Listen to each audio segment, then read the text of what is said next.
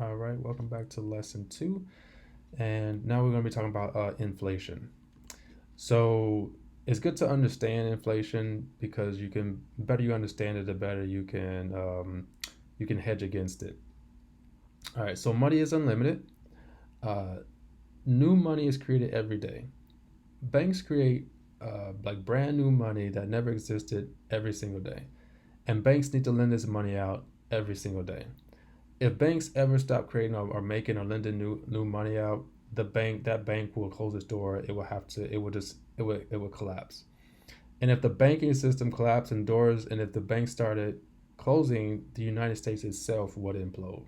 And we've seen what that could possibly look like in the movie called the Purge.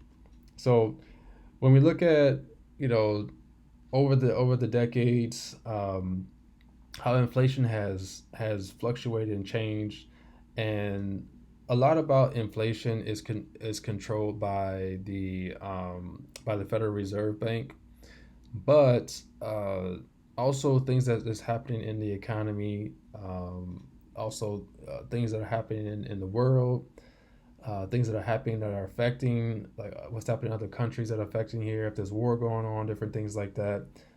We just had a pandemic, so that it affected us in a great way. And so inflation is something that you know we we try to control, but it is something that is inevitable and it's not controllable. So we're just going to have to learn how to live with inflation, learn how to combat it, and learn how to hedge against it. And the only way we really can do that is to have more money. Because at the end of the day, I mean, prices are always going to continue to go up. If we look at the last 100 years, prices, inflation, cost of living continues to go up. If we look at the how pricing has fluctuated over the years, as far as like just our everyday needs and necessities, food, gas, utilities, clothing, energy, all of this stuff has been fluctuating and it's getting higher and higher every single day. And so this causes several types of inflation to consistently increase. Well, this means that the cost of living will never decrease. This means you will always need more money and at a more rapid pace. And this is why we feel like you can never keep up or never catch up. And so that's why it's impossible for us to expect to get raises or increases in pay, and that is going to be enough to keep up with the rising cost of living. So the different types of inflation or things that affect us really directly. So you got demand pull inflation. This is when like you have a shortage of a product or service, and that causes the price of it to rise. For example, during the pandemic, housing prices, car prices, cars wasn't being produced, so the price of cars going up. The availability of homes was a shortage, so the price of homes skyrocket, right? Then you have the cost push inflation. So cost push is basically when the cost of products and services increase. And that is basically what happens when you have an increase in wages, increase in minimum wage. The more it costs to produce a product or service, uh, the more it's going to shrink the bottom line of the company, and the company is going to have to raise the price of their product and service in order to stay profitable.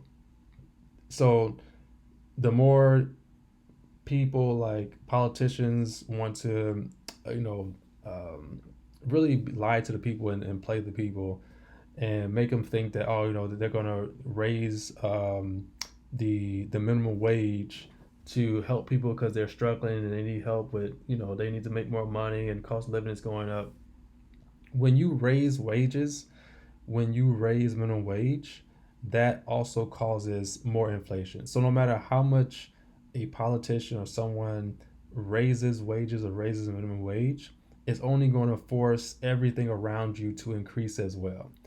And so that is what is actually what's the term built-in inflation is.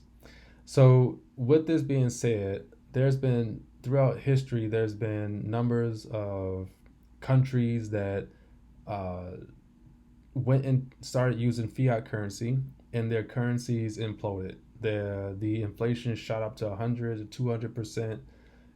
People were basically using their currency to burn to heat their homes because it was just so much worth. It was just worthless, and that is something that the United States is working overtime to prevent from happening.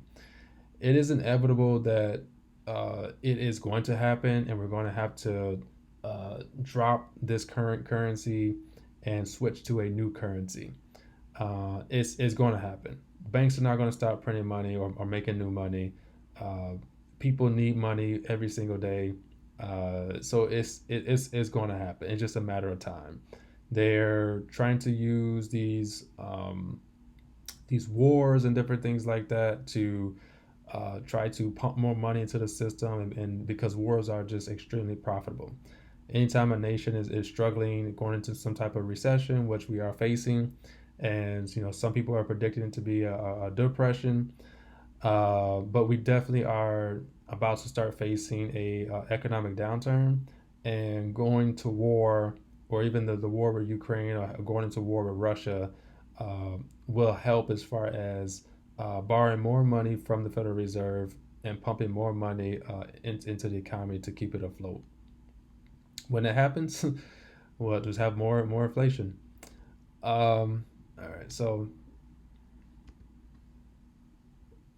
money velocity is important to understand because money velocity measures how money is flowing through the system. How many times does money touch? How many hands does money touch before it gets back to the source? So if I use a credit card to pay for a product or service, how many households or people or businesses does that dollar touch before it makes it back to the bank?